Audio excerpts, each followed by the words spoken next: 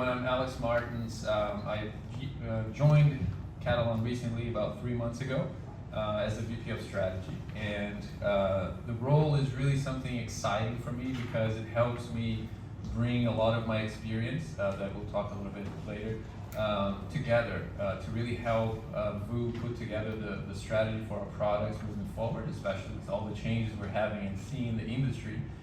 Make sure we have all the teams aligned to that vision. And also, if we think about product strategy, leave out the go-to-market side, right? How do we take the products to the market successfully?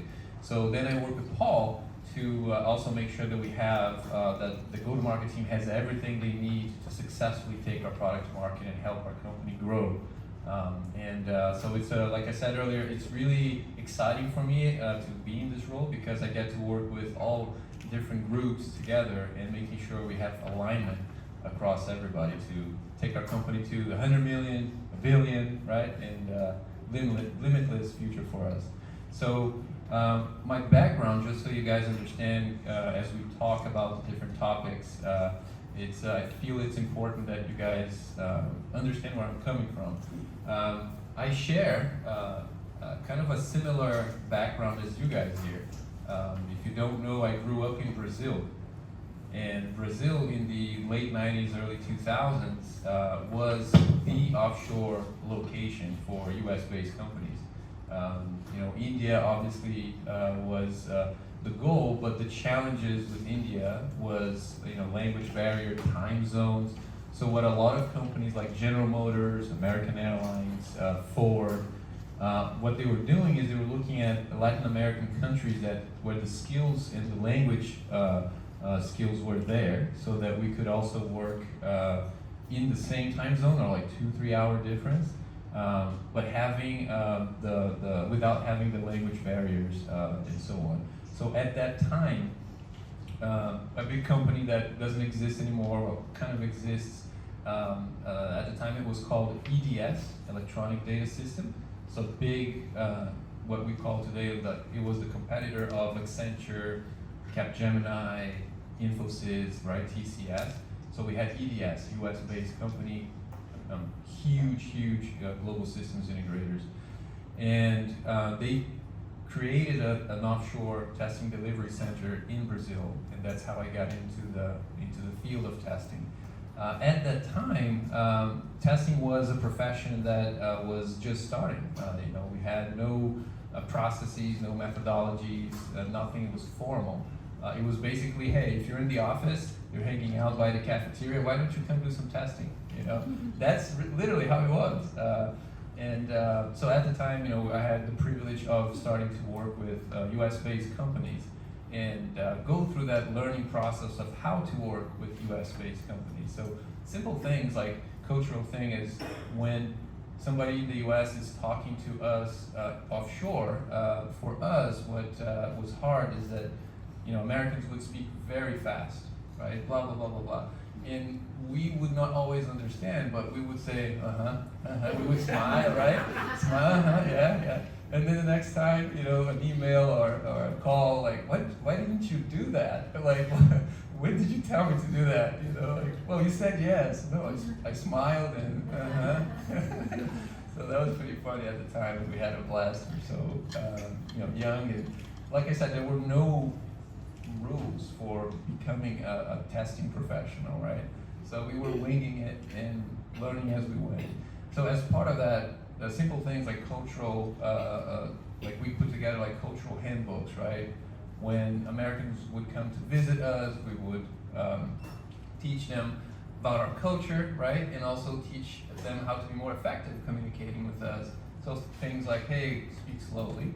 And when we approach them, we would basically introduce us, to them all the time. It's like, hey, I'm Alex. And then 5 minutes, 10 minutes later, hey, I'm Alex.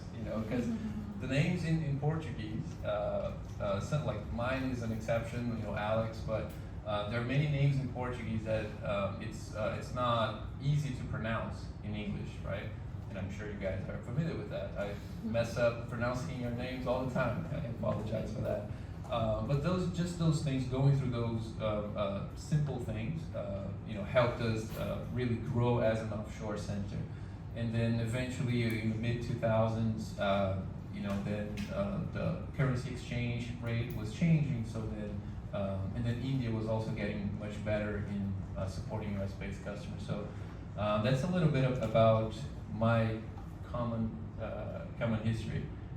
And then one last thing I'll say is we, as part of getting into the testing career, I started out as a, well, let me ask you a question. Does anybody know what the Y2K bug was? Yeah? Yeah. Anybody cares to share what it is? I feel old for admitting it. Yeah, you do? Okay. All right. Well, I feel less old. But essentially, it's the bug that everybody was trying to fix to prevent all the systems across the world to stop, because the date format in the systems only supported two numbers, right? So 2000 would be 00, which most systems would interpret as going back to the 1900s. And obviously, if you think about financial transactions, healthcare systems, and all that, that would be a problem. Airlines, airplanes flying, and now, it's the year 2000 and nothing works anymore.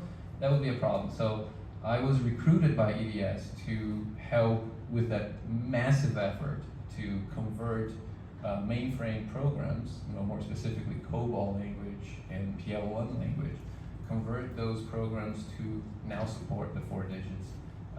So that was fun, and then it got into Java development and then VB development at the time, and then eventually I got into testing and building out the centers of excellence across Latin America, then across the world, and then moved to the United States with Hewlett-Packard, and then about 15 years ago, and never left. So a little bit about myself. Awesome. Alex, I see that you bringing something for us today. What is this? And yes. How do the audience get one of this?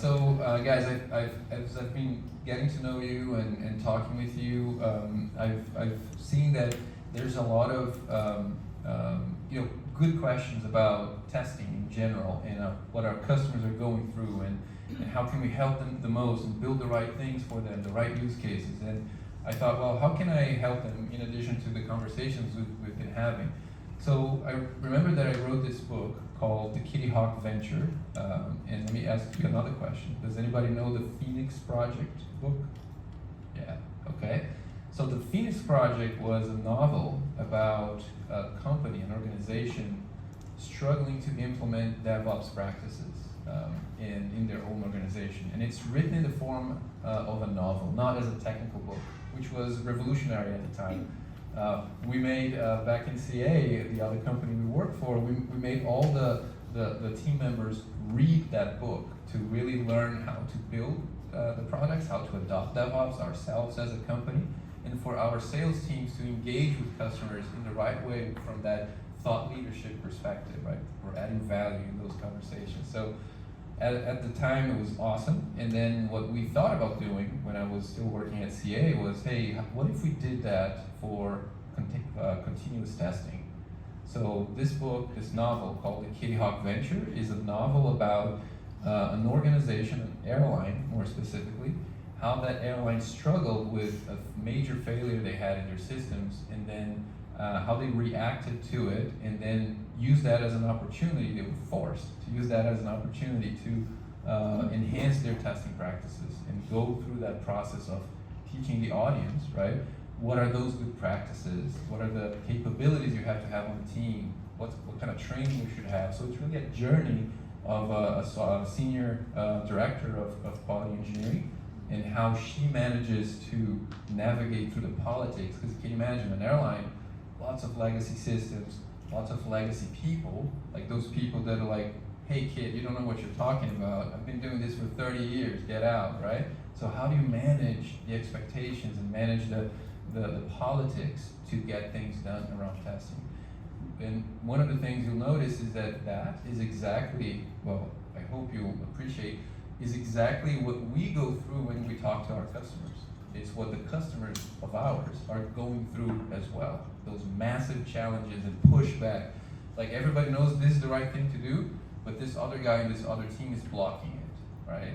And then we can't sell from our perspective, right? So, or adopt. So I wanted to bring this to you guys. We're gonna distribute to different teams, and hopefully, if you can take some time to read, it's a quick read. The name of the main character is Lee Freemark. She's awesome, and I want to hear feedback from whoever gets to read it. Awesome. Yeah. So, game of your questions. I'm very competitive, just so you know. Okay, so let's switch here. For the next 20 to 25 minutes, we'll be talking more about the impacts of AI, but more specifically on the technology and the societal impact, right? But first, let's take a step back and let's talk about what is AI. If we quickly, Google it up, we can easily find like the quick definition, like AI is the new Bitcoin, AI is like the new JavaScript, or like the new electricity, right? And then people compare AI to other revolutionary technologies, like all the above mentioned. So it is clear that AI is advancing at a much faster pace. But if we can go back to one-on-one, basic understanding of AI, so what is AI technology to you? Well, that's a question for much smarter people than I am.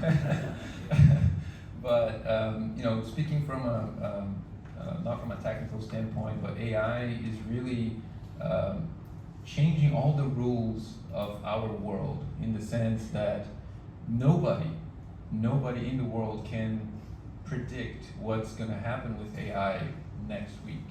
Even the creators of, in this case, OpenAI, right, Sam Altman and those and his researchers, they are unable to explain how ChatGPT, the large language model, how it actually processes information. So that is unprecedented, right? If you think about the other major evolutionary steps that we had, I was part of the Y2K stuff, which was major, and then came Agile, right? Let's move away from waterfall development to Agile, and then it came cloud, right? So let's move everything from on-premise to the cloud. That was a major undertaking, but and then DevOps came along, and then so on and so forth. Everything was, all those major technology shifts, somebody could always predict, right, and make bets in developing things for where the market is going.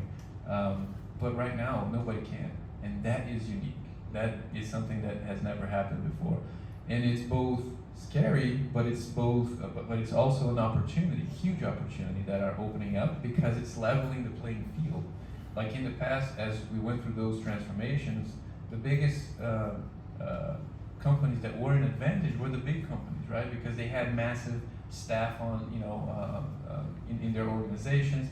They had the breadth to train and the money to train everybody in order to help customers, to help organizations do what needed to be done to migrate workloads from on-premise or from their infrastructure to the cloud. Right now with AI, any small company, startup, can take advantage of fighting the big guys, right? There are no limits in terms of what each company, whether it's small or large, can do, and that's pretty unique and exciting for me. Hello. Yeah. So I think a prime example of what you just said is, if we look at how long does it take for a product to reach 1 million users, we were, surprised at how TikTok reached 1 million users within just 2.5 months, and ChatGPT accomplished that, the same feat, within 5 days, right? It's just to say and to give the context of how fast, AI is breaking in and changing our technology landscape and even our life. Also, could you also share a little bit more about like the AI's future impact in the software testing? Dive a little bit deeper into our domain here.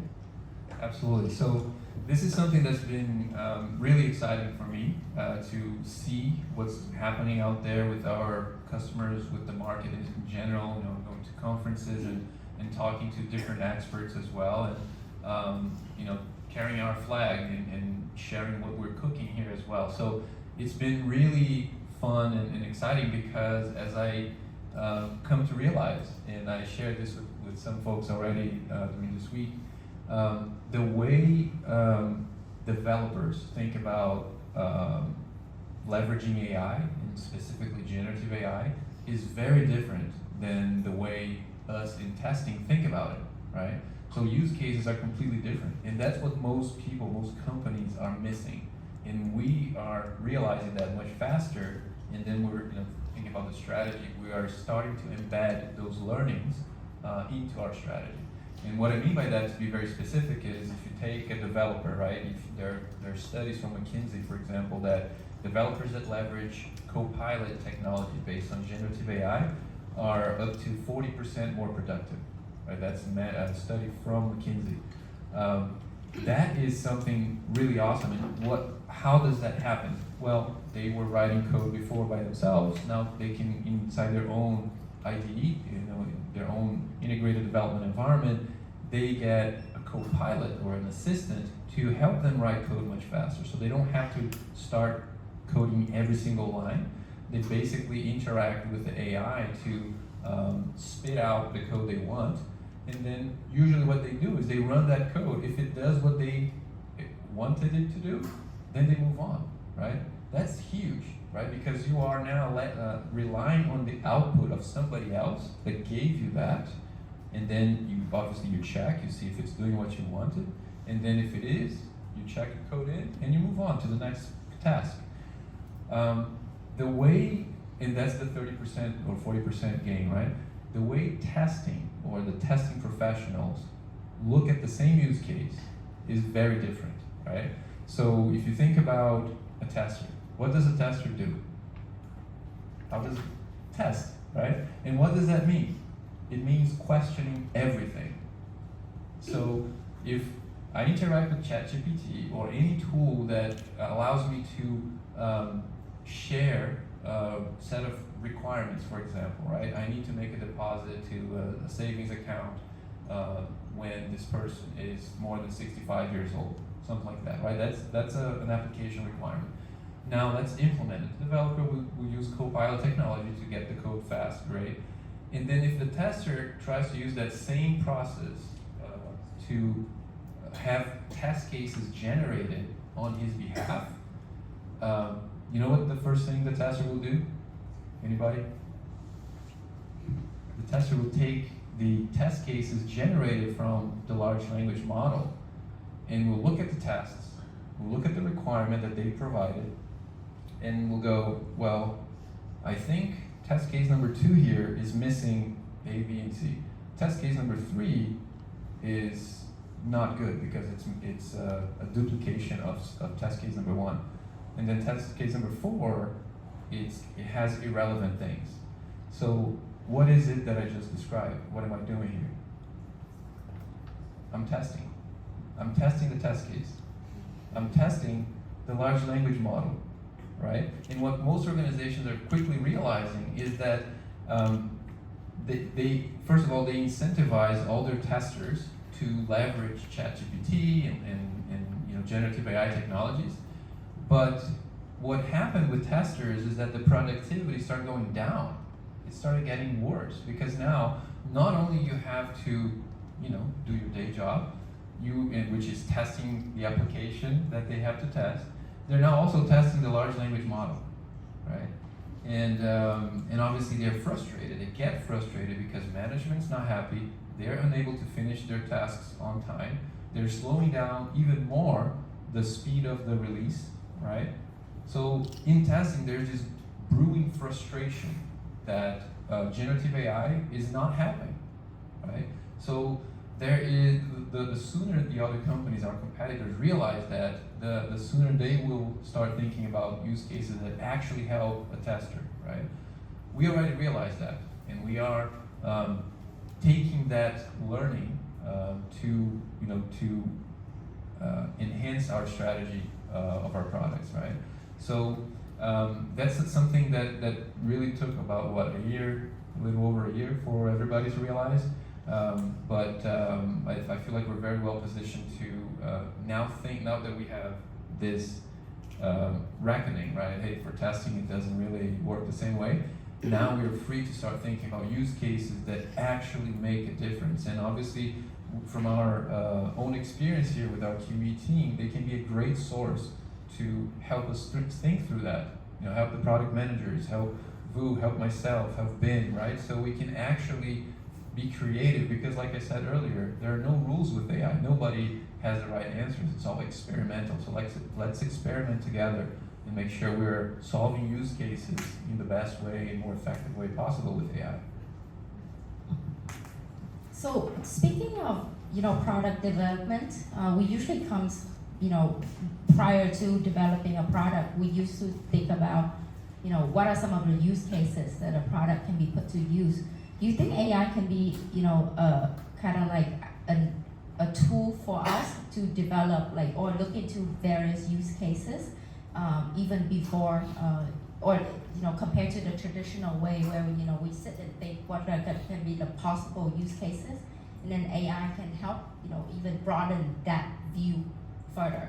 Yes, so it's a great segue, because one of the things that we are seeing is that AI in general, not just in testing, but we are still thinking about AI as a thing, right? And it's natural when it's something new.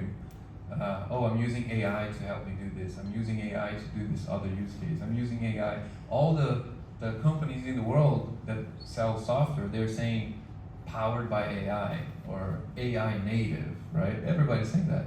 Same thing when was the whole cloud thing, it was like cloud native application. We're building cloud native apps, right? Salesforce, cloud native, right? So this will go away, I think rather quickly, because what we're realizing is that AI is just something that will be part of any use case, naturally. It's not something that AI will do, it's just something that AI will be part of.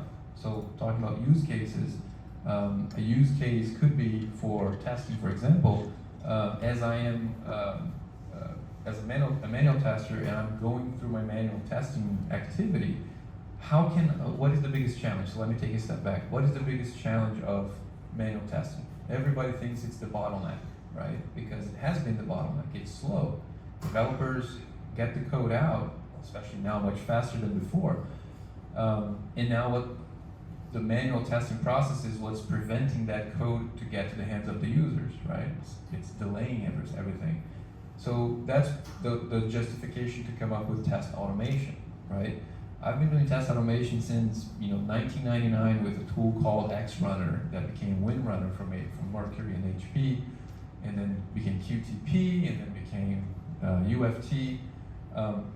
That specific tool has always been the de facto standard for test automation. Like, it is the best tool for that. However, it works the exact same way as it worked back in '99, right? Which is crazy if you think about it. We have been investing heavily in test automation for the past 20-something years, and the problem of testing being the bottleneck has never been truly resolved or addressed, right? So now if we think about it, well, why did we even think about test automation? Because manual testing is slow. So what if we can now look at the manual testing use cases again and think about how can AI help the manual testing use case, or can AI help us turn manual testing, or making manual testing fast to a point where automation becomes the byproduct, it doesn't become the goal, right? So if you start thinking about the use cases, like you said, it starts, new ideas starts coming up, because the main challenge today is like, oh, we have AI, let's apply AI to everything. And then we actually make things worse from a testing perspective, like we just talked about. So we have to go back to the basics, look at the actual use cases. What are the users, our users, are actually doing and struggling with every day? What are the tasks they're trying to accomplish? and then like manual testing, and then how can we have AI embedded in that use case? Let's not come up with a new use case. Let's go back to the basics. Find a way to embed AI into that existing use case and make sure that manual tester can be as productive as a developer. If we can bump up that productivity by 30 or 40%, it will help organizations tremendously. Some of them might even say we don't need test automation. This manual testing is super fast, efficient, repeatable, and we can just hook it up to our CI/CD pipeline, right? So that's what I've been talking to some of you already, is that let's take a step back.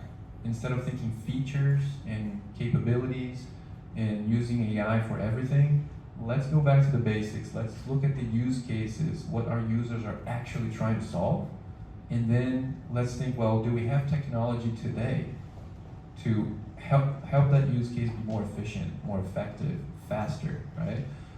So that's kind of what I think in terms of use cases, not just for testing, but for everything else. I think the successful companies are going to be the ones that realize that applying AI to everything is easy, but it doesn't always help those use cases. So if you approach a company and you say, hey, I can solve you the manual testing problem, on the surface it's not sexy, right? Manual testing, come on, like, what are you talking about? But if you really explain what you mean by that and how you're going to do that and the benefits they're going to get, then it changes the game, right? Because everybody's approaching companies saying, hey, I have AI. Now what we're hearing is everybody has AI. Like, that's, how are you different, right? So since we're here, let's double tap on the societal impact and us as professionals. Right? The premise here is clear. AI won't replace human, but the human who knows how to use AI will potentially replace those who don't. So, how can we step up our game? How can we step up our AI game and make it like the best tool in our day-to-day work? Yeah, that's the million dollar question, right? How do we stay relevant? I think like other technologies, there was always this need to keep evolving, but unlike the other technology evolutions, where in the past there was a learning path, right, towards where you need to be to stay relevant. You need to understand about cloud, so take these trainings and you get there, right? Or these global systems integrators like Accenture and all that. Oh, cloud, okay, let me put together a training path for my 60,000 people here, right? My 60,000 developers or whatever. So it was clear how to get to the new state. With AI, there's no roadmap yet, right? Because things keep changing every day. So the best advice that I can give is really start interacting with AI in a proactive way, because we've been interacting with AI, we don't even know when we started interacting with AI. The apps that we use, they all have AI, right? If you if you use any web application on your desktop or native app on the phone and all that, that's all already embedded with AI from a business perspective, right? They want to understand what preferences you like so that they can put the relevant things on your feed and all that. So AI is not new. Generative AI and the application of generative AI in a broader way is new. And so to stay relevant, I would encourage everybody to, like you were saying earlier, right?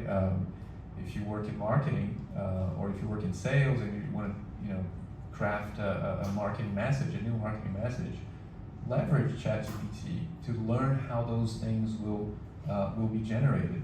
And don't think of it as I'm gonna ask for something and then it comes back and it's not good enough and you get discouraged, right? It's a process. You have to learn how to keep interacting, keep refining, as if you were talking to a colleague, right? Think of it as, hey, it's my mentor. So you go up to your mentor and say, hey, like I have to write this copy about the new product we're launching, and so what do you think, right? So what have you done in the past? Oh, in the past we launched test ops and we did this and that and blah blah blah. Okay, great. So you're going to take that and you're going to start using that, leveraging that to write the new product launch. So ChatGPT, the same thing. You ask for it, it'll send you something. It's not going to be great, or it's not going to be exactly what you asked for. Keep interacting.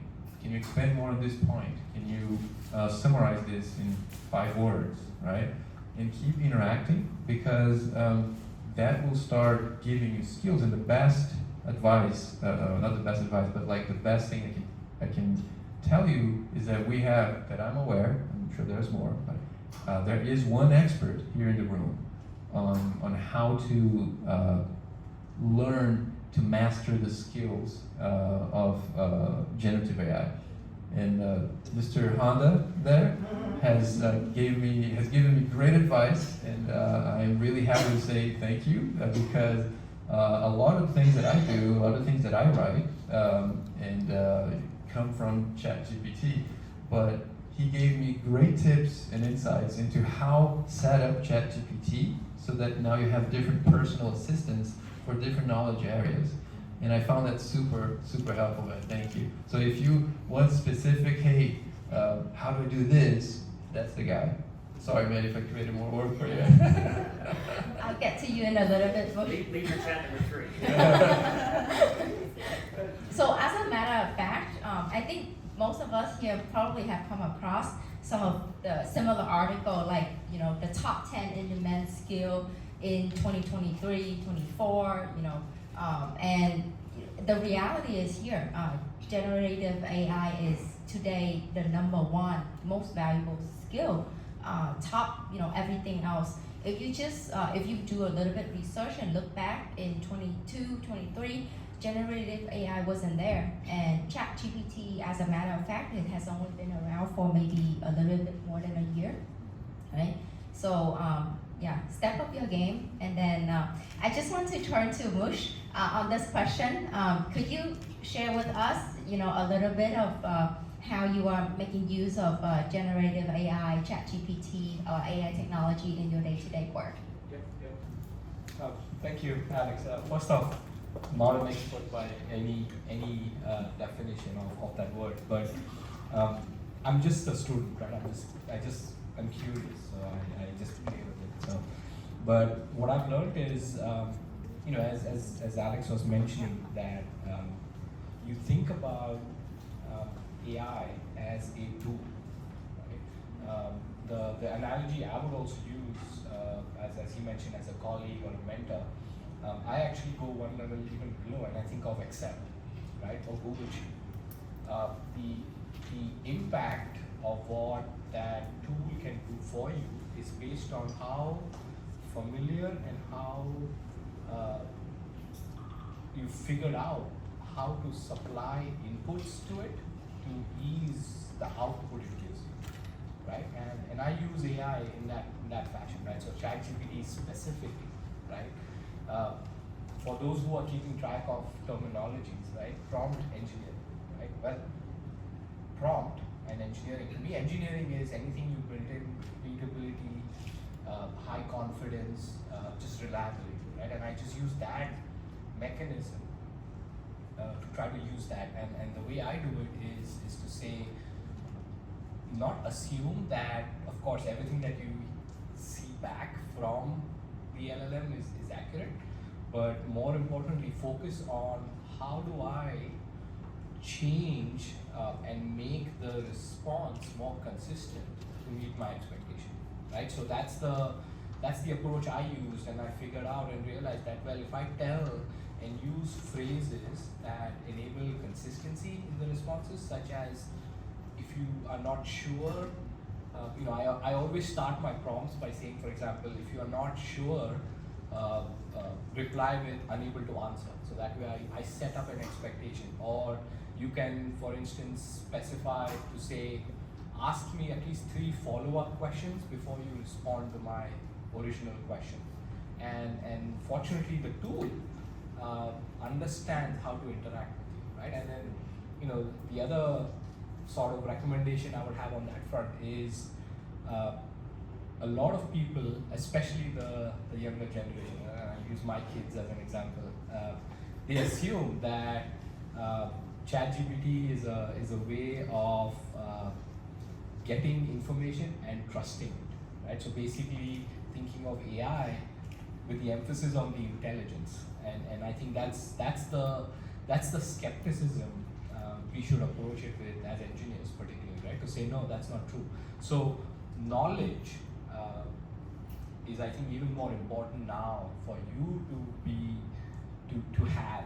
So that way you can anticipate the accuracy and the correct value you get from the tool. So it's a combination of, you know, not thinking that it's a replacement, which I'm glad everybody I think over here agrees with that mindset, that it's just a tool, which means it's not, you know, us humans are not going out of it, but more importantly, just play with it, get your bearings right on it, and just use that and evolve that. I don't know if I answered your question, but I know I said a lot. So. Thank you so much, Mush. Yeah, sure. I just had a question.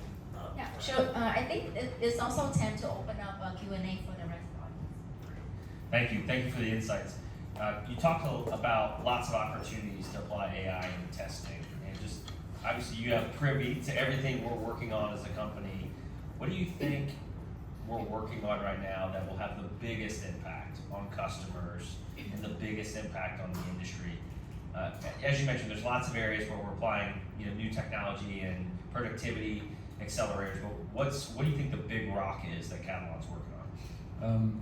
I think the use case that is the untapped one and that would give us that competitive advantage of, you know, first movers advantage is really that use case around manual testing.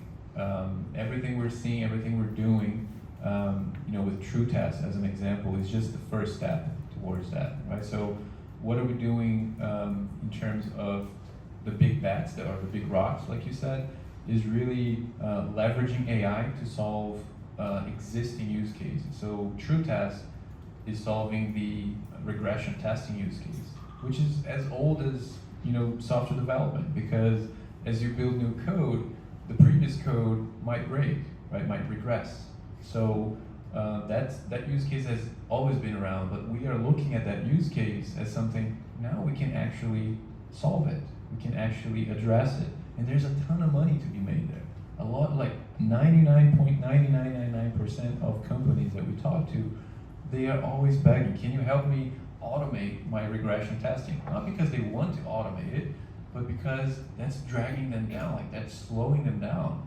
If they had a magic wand, they would, I want to get rid of my regression testing, I don't need it. But because I have to have it, how can you help me solve it? So true test is the first step towards solving that use case. And then we're looking at how can we make that manual test case use case as nimble as possible, right? How can we bring huge gains there? Because then we would be able to say, hey, just like your developers are 40% more productive, we can make your testers 40% more productive or more, right? How about that? So we're not trying to come up with any magical solutions like some of the other companies are, because those are things that are moonshots, right? Those are things that may pay off or not pay off. What we're doing is we are solving real problems that exist today, that have existed forever, that's very fresh in the company, in our customers' minds. And then now if we say that we can actually solve it, then it's something that's very easy for us to push forward. So. Thank you. Okay. So I'd just like to turn over to the rest of the audience for the questions.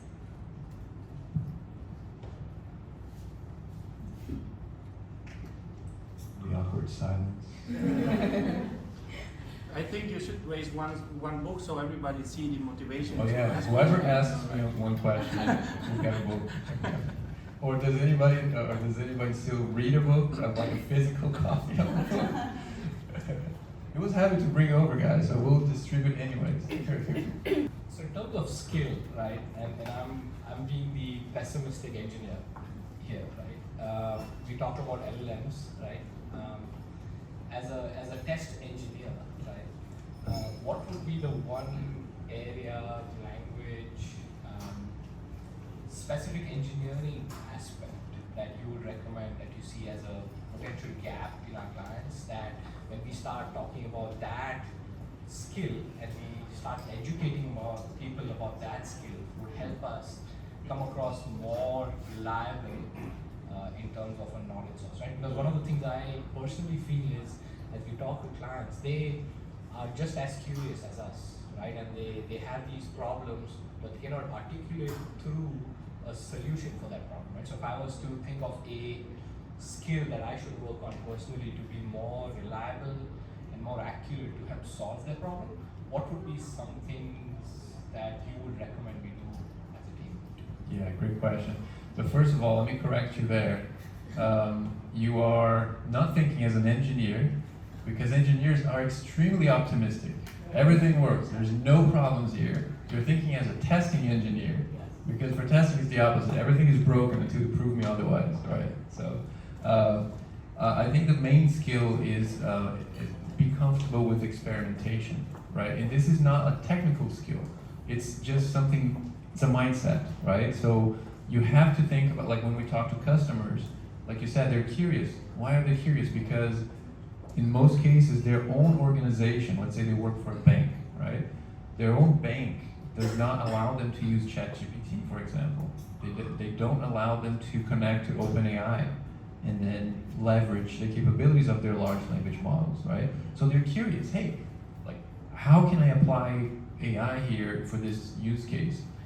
So if we, as a software vendor company, have experimented that ourselves, and this is not just for when we're in a customer-facing role, but even on the engineering, product, marketing, all the departments, if you have the ability to try different use cases for your own areas, that helps, because like when I talk with you, when Paul talks to his team, Wu talks to the team, all of us will be in that frame of mind that generative AI can help us across different use cases. So don't be afraid to try, and more importantly, don't be afraid to fail.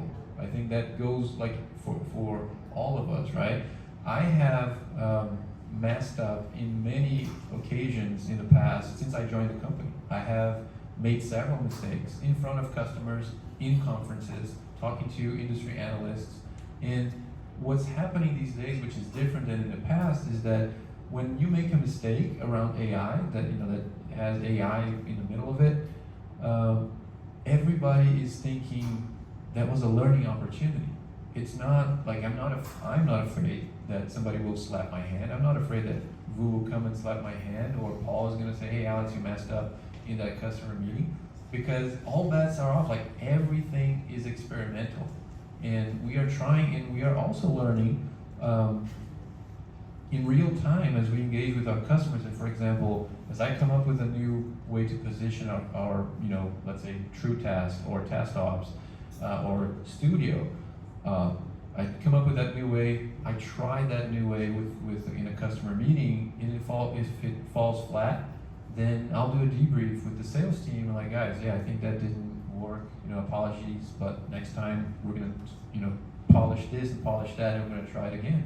So it's a constant experimentation, and you can see, like, it does not depend on the role. It doesn't depend on the department. It doesn't depend on anything. It's really like setting us free in terms of trying to new things and new approaches and all that. So do not be afraid to fail. This is the time to learn. I think that's a very great reminder to the startup spirit, and that is also our competitive advantage here, right? As a startup, move fast, break things, and then we learn and we build more great things. So I think we are at time. So thank you so much for such an engaging. Oh, one more question? Okay. I want a book, so I want to ask a question. So our content time. Thanks, Alex. So I'm from Asia. So my question is more about how we, as like Italians, leverage on AI, right? So when I look at the title, right? So the reskilling. So based on Cambridge definition, reskilling is the process of learning new things to do a different job. And clearly, as HR, we see that jobs are evolving, the job natures are evolving as well. But earlier, when you say like sales and marketing can, use a ChatGPT, ask question, and don't be demotivated, right? I understand it and I hear it all the time. But it also reminded me when I heard you say that in one of my previous company I worked for, there was an employee assistance program, right? And then it's the intention was to have employees with the mental health and anything that can affect their work life and help them be more productive at work. And indeed, so the purpose, with that purpose, then employees should ask questions if they actually have something, for example, some quarrel with their colleagues, etc., right, that affect their mental and also affect their feeling, emotion. But actually, some employees call the center just to ask whether or not they should invest in one property or not. So my question for this is since earlier you say can leverage on ChatGPT, but then again, for those, especially from like us HR, right, among the slowest in the adopting the AI revolution. So what would be a more focused approach, in leveraging AI to improve our work? Because earlier you say that now we actually need to, AI will not replace us, but those people who can actually leverage on AI can be a replacement for those who don't, right? Yeah. So great question. So let me give you a use case, if you will, right, for HR. So as we're here, as we're growing, right, we need to come up with structures that allow us to scale, right, from an HR perspective, right, so we can hire the right people, we can continue getting them upskilled and all that. Usually what anybody would do is would go back to their own experience, right, and say, how did I do this in the other company, right, in my previous company? Where can I find templates for, job mapping structure and all that? How can I find templates for putting together a career path, right? That's how we used to do in all of our departments, right? But in HR, for example, a simple thing to get the HR team exposed to AI technologies would be, hey, why don't you interact with ChatGPT to ask for those things, right? So, hey, I need to create a new job mapping structure, and I need to come up with a new training plan. Then interact with ChatGPT as an expert on that field, and then take those outputs and use your own experience to polish it and go from there. If you do that, and you compare that to somebody that's not using ChatGPT, you're going to see that person using it is going to be so much faster and get to the end result much faster than if we continue to try to do the same thing in the old way without AI assistance. And that goes back to the thing that AI is not going to replace us. It's going to, whoever knows it and uses it is going to replace the others, because they are going to be so much more productive, so much more efficient, and getting to the end result much faster, but still needing to drive it, right? So it's not that accept everything that generative AI gives you, it's just the starting point so you can continue polishing, iterating, and then making it your own product. So that's the main advice I give to you. Thank you, Alex, for the insights. So my name is Natalie. I'm from the HR department as well. But I'm curious. I'm curious to know where are we going as a company in terms of product strategy, because we all know that our main product is automation testing. But what I'm hearing here is that we are trying to tap into the manual testing use case in order to increase their productivity. So would that hinder our automation testing go-to-market? Great question. No, absolutely not, because these changes that we're seeing in the market, they're not going to happen overnight, right? So there's always the early adopters, so our customers that are looking for new things, but they're always going to be, especially in banking, financial service, healthcare, the ones that are the laggards, right? The last ones to adopt technology. And just so you know, everybody, I don't know if you knew this, but can anybody give me a number of what is the percentage of manual testing still in the world today? Anybody has any idea? More than 80%. More than 80%? Anybody else? 70%. And we've been trying to bring that number down. that I've been trying to do this for over 20 years, right? So but are we not successful as a test automation vendor? We're extremely successful, but there's still a lot of people doing manual testing. And there will always be people doing manual testing and test automation, but there's also the companies that will not appreciate, but will quickly jump on the opportunity to make their manual testers extremely faster than what they are today. So we are continuing with our strategy on the test automation side, because that's our bread and butter. There's huge demands out there. There's going to be for years, but we're also looking into the future. Where is the market going? So we can be the first ones, right? And then as we approach our existing test automation customers, we can say, hey, we have something else for you, right? We can help you here too. And by the way, what's the output of helping you in manual testing? Not the output, but the outcome is that now you have automated tests as well. So it's everything connected and preparing us to be better in the future. Yeah, so I've been looking I've been doing a little bit of market research as a part of projects, and I've been looking at some of how other testing company position their AI.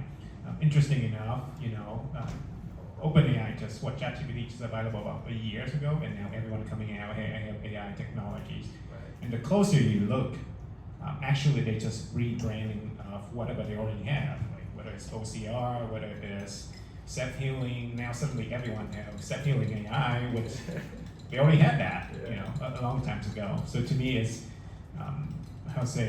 now everyone's just forcing the AI into their products rather than what exactly it means. I just want to share, agree with a lot of sentiments like, how AI should be a part of Calon to solve things rather than AI for the sake of AI, right?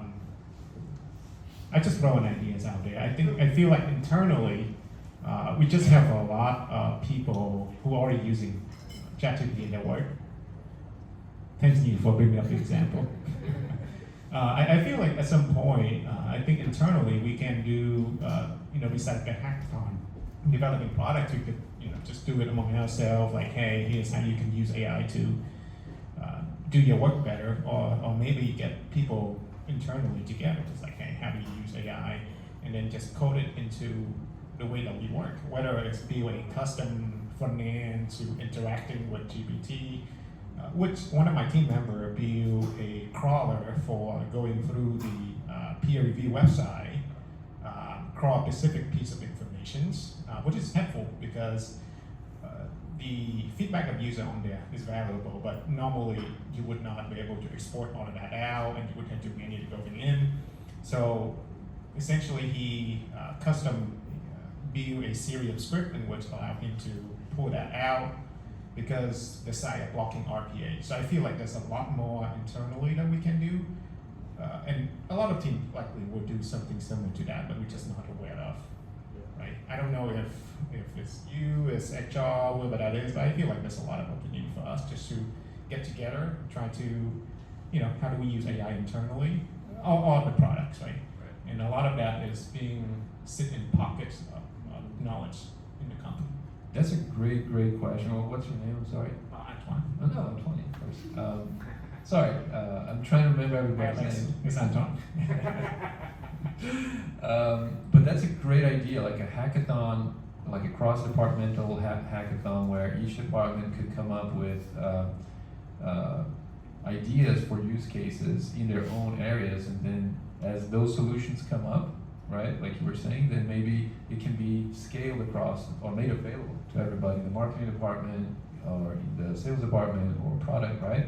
That's a great idea. Let me think about that and how to structure it, but it's brilliant. VP of HR happens to be here today. Yes. Yes. That's a great idea. I like it. And we're small enough to make that effective, right? As opposed to making it like a big deal. I like it. Thank you. One last thing I'll say, if I may, Sure. is think about like what's coming in terms of AI. I'm sure most of you, I know I do, upload our pictures, our photos to some cloud service, right? Or Google Photos, or Facebook, or Amazon. Well, any cloud service, right? We take pictures and they are still iCloud. They're saved to the cloud, right? Now, we have, without even realizing, authorized those vendors, right? So Google, Apple, etc., to look at our information, our very personal information, our pictures, right? And store that in that environment. And what do we get with that? Well, we get, like, when we take a trip, we get memories, right? And then, oh, remember you were here are the highlights, etc., etc. So that's value, and we're happy with it, and it's also securing our pictures. Now think about it from an AI perspective. What does AI need in order to work? It needs data. So we're coming to an age, like you were talking about the ethical implications and regulatory aspects. We're coming to an age where AI is accelerating the need for some type of governance around individual data. Because think about a large language model like ChatGPT, the one ChatGPT uses today. It's using data from the internet, right? Now think about it.